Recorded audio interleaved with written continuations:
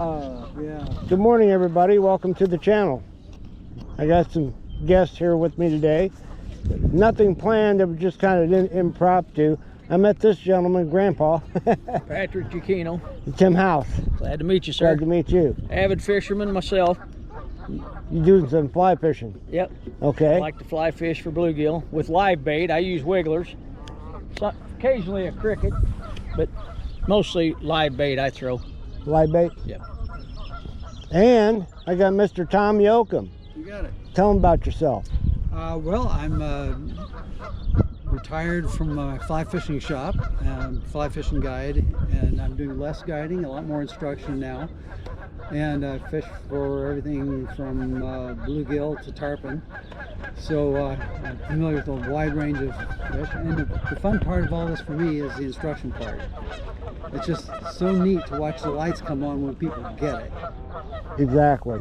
Exactly. So we're going to talk a little bit about basic fly casting. And Do your thing, sir. There's basically 4 principles. Mm-hmm. One of them is to have the slack out. By slack, I mean if you want to make the end of that line move, you have to have the slack out before you can move it. So if you start out like this with your rod up, you can see the line down there. I have a nice little L shape. If I want to move the end of that, I've got to go here, here, here, here, and now I finally got the end of the line moving, but I've moved the rod tip all the way up here. So there's really nowhere to go with that. So what we do is we get the slack out, put the rod tip down low. Now, if you look at the end of the line, you see as soon as I have my rod tip on the water, as soon as I move that, the end of the line moves, which means I can pick it up really easily, cast it, and then get it back. Now in fly fishing, you have to be able to cast behind you as well as in front of you, and that's what gets the line out so you can move it again, puts the energy into it. So we have the idea that the line has to be straight before you can accelerate it, and the line goes in the direction the rod tip speeds up and stops. So if you can see that against the sky, let's do it against the water. That'll be easier to see. You can see that the line's going straight as the rod tip travels straight. Slide up and stop, slide it up. Usually if you wait about 2 seconds after you've made that stop behind you, that's enough. After about 40 feet that changes, but by then you'll have the feel for it. What's typically the length of your leader? It depends. Half quite your a lot. pole? Somewhere between 7.5 feet. Actually, if it's sinking line, shorter, but 7.5 feet to sometimes 15 feet, depending on how spooky the fish are.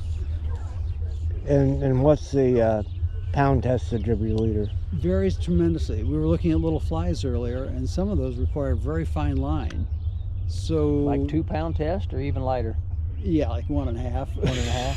Yeah. Wow. And but you know, they catch tarpon. They have a couple of classes. One of them is an 8 pound test. I had heard that, yeah. For a 125 pound tarpon, 8 pounds, 128 I think was the record. And the neat thing about the idea that the line goes in the direction the rod tip stops is you can do right and left hand curves. And they think, you know, why would you want to do that? Well, if you can cast around the tree. Yeah. If you had a stream, you can cast out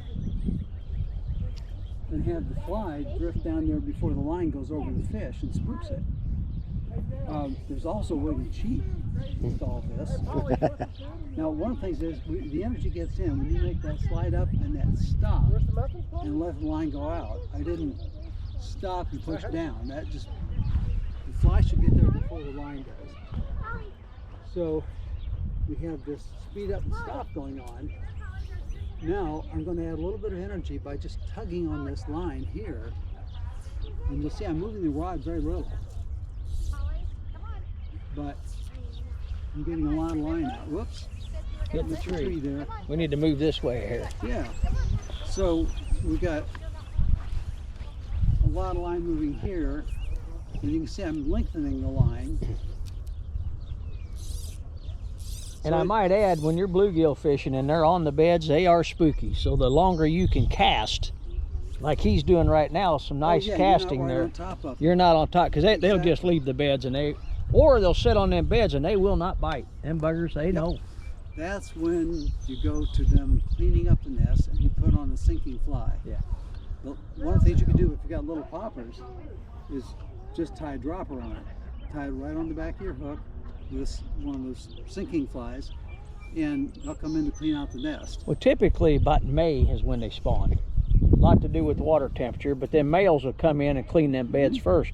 They're pretty aggressive when they're doing that too, but they're real aggressive when they're actually spawning. Now, as I was looking at this, I haven't seen this fly yet, have I? He took it off. I took it off. For Oh, okay. So you're not even throwing a fly? No, I had that double He's rig on instructing. Oh. He didn't want to catch one of them little kids in the eye with the fly in case they got back there. there. Yeah. And by the way, that's a good point. I'm glad you brought that up. I always wear a broad brim hat. This isn't as broad as I usually have, and glasses. Particularly, and if you got kids, same thing. You know, things happen. Right. I came to Illinois to develop emergency medical services, so I'm real touchy about that stuff. I never thought of it that way. I just thought of eye protection, you know, the sun and being able to see. I never thought of it as fly fishing, especially sight fishing, is having polarized glasses so you can see. Right. So you can see the beds. Yeah, and if you're in a stream, you can see where the rocks are and the holes. Good things to know ahead of time. Exactly. It makes a difference between swimming and wading. When you cast, you may want to lengthen it while it's in the air. Now, you don't always want, by tight loop, I mean one where it looks like this on the water as opposed to like that. When you have heavy stuff, there are a few things where you do have to change that. What weight is that fly line? This one is this is a 6 weight. Here I typically fish. Is it tapered? 5. Tapered leader? The line. Yeah, the line makes an enormous difference. You see the difference in the color here? Yeah. This is a weight forward line. This is the heavier section, and it pulls out this lighter line. Now, that brings up a good point. Sometimes you get to the end of this line. Let's get to the end of this line. Some of them are more compact than this. Okay, now we're at the end of this line. If I try to carry this heavier line, the green one, in the air with this white one, it's going to start to hinge, and it's going to get real ugly real fast. So what you can do at that point is you get, I watch behind me, is to get that line moving, and you shoot the line. Just watch my left hand this time. So we're going to pick it up, and I'm letting the line go through my fingers. Now the reason I let it go through my fingers is if I don't, it may wrap around here. That's a fighting butt, by the way. A lot of fly rods don't have one.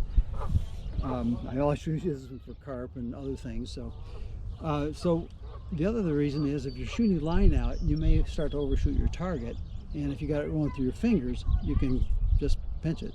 Or if the fish hits it as soon as it hits the water, you can react. If you just let go of it, then you're doing this, trying to get it, and the fish is on and off. And when you're bringing it back through fishing streamers, you have the tip down, bring it right through, and when you set the hook, back to my hands again, you set the hook, you just slide under your finger like that.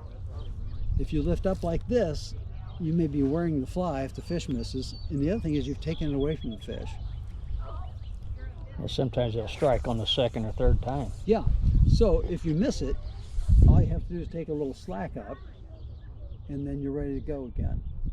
Now, sometimes you have, like here in the park, there are people behind us sometimes, and if you want to cast out, you can't cast behind it like that. What they call a roll cast. A roll cast. That's what I do. Now, unfortunately, they call it a roll cast, and a lot of people get the idea that you're supposed to roll it across the water. If you do that, remember, we've directed the tip down, it just piles up in front of you.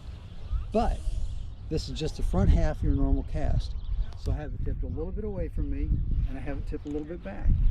If you don't, you may wind up with unwanted jewelry. So you get this in there, slide it back, make the stop, out, and then float down with it. Now if you had that little tug that I was talking about, you can get better distance with that. That's called a haul. There's a double haul, by the way, that you can do. You tug it down here and go up, and there and back. And that puts energy in both directions. That's not. He makes that look easy. It's He not does, easy. he does. It's not easy. Believe me. Yeah, if you- Look at them shad. Yeah, I think they Something might have a spooked them friend out down there. who's- There might be something feeding on them. You Coming need to for get lunch. that bass bait out there. I know, right? Yeah. 'Cause I'm sure they're following them around. So that's it in a nutshell. Yeah, nice. The thing to do, fly fishing is just another way of doing it. It's fun. It's kind of an elegant way to go about it. Yes, it is. I'm glad you mentioned the lines because there's all kinds of different designs.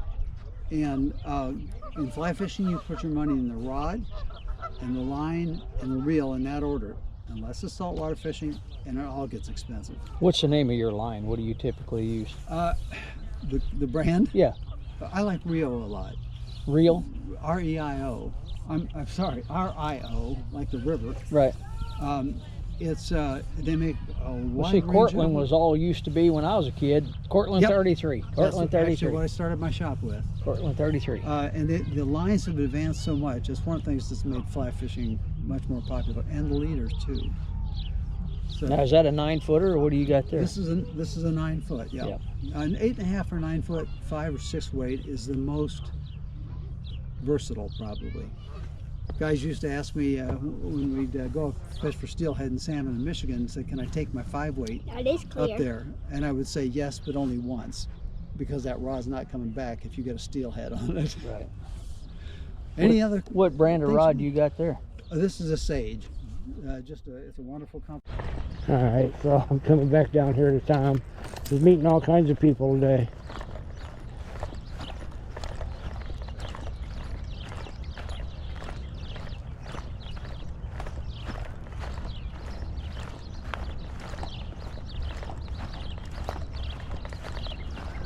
Nice one on. Had a nice one on. He was bigger than the 16. Was that right after I walked down there? Yeah. Yeah.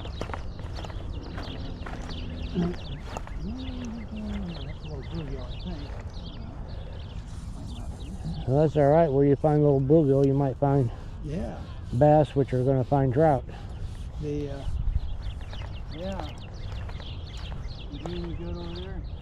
No. I felt limited. I only had the 2 areas that I could throw in because the guys over there I didn't want to throw over, Oh, yeah. you know. Yeah. I just, I don't know. I was just that little guy he's still pitching. No, I gave, you guys not holding his rod. I just have fun when I'm out here, Oh, yeah. especially when I meet new people and people as cool as you.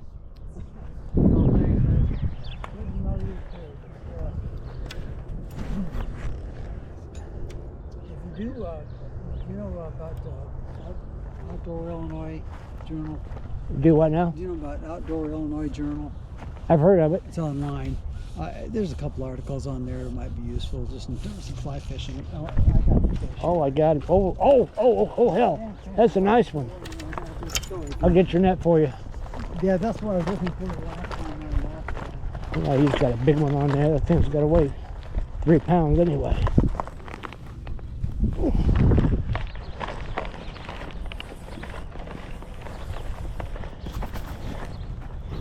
Yeah. I'm stealing this footage. Where do I need to be? Oh, you're good. All right. I think ultimately I'll try to bring him over into the shallow end. Down, yeah. See what I'm doing with my right hand now? That's your brake. Yeah, in case I got a disc drag on here. Or your drag. Your But brake or your if drag. you need Yeah. just a little more, you can do that. You don't want to do it with bonefish. 'Cause you know, Oh, this is a nice seems one. like it's running fast, but it's only about 4 miles an hour. This is trophy. And a bonefish will do 25. Yeah, I'm gonna play with this guy a while. I'm not done yet. Wow.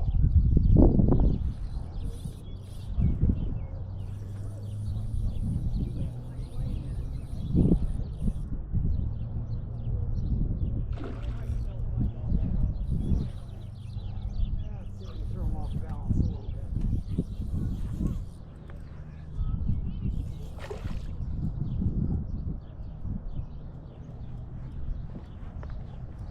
over here, it's kind of this is a little better.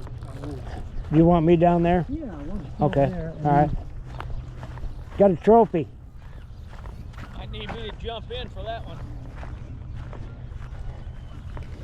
Oh, you got the white one. Yeah, darn it. I knew you'd get him. I'll put him back. I knew you. Oh man, he's a big one.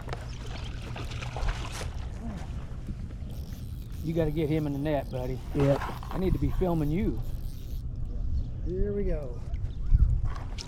Hey, hey! That's a big one. Look at that one. Thank you. You see that hook come out? Yeah. You got to get pictures, right? You got to at least get a picture. Oh yeah. Put it on the... I'll get some. Can you help me out here? That's a big one. That about Thank you. 5 years? I don't know if they get much bigger than that in here, do they? Oh, you already got your hook out of him. Yeah, that came out as soon as. Oh. Ew. Will you get your email address on this card? Yeah, I do. Whoa. I'll email you some pictures that I get off this video, okay? I'm gonna cheat here, and Yeah. I don't usually like to run under. Whoop! Come on. I don't have anything. I don't carry a gripper or anything.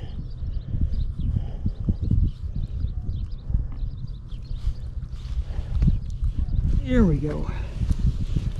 And there's our fish. That's a dandy. Yeah. Man, that's a good fish. You got it on your... Yeah, I got it going. You got him filming it, bringing it in Yep, there? yep. Nice. I think Got this the hook fish set and got a everything date. filmed Here on comes that the one. little guy that was fishing so diligently on the other side.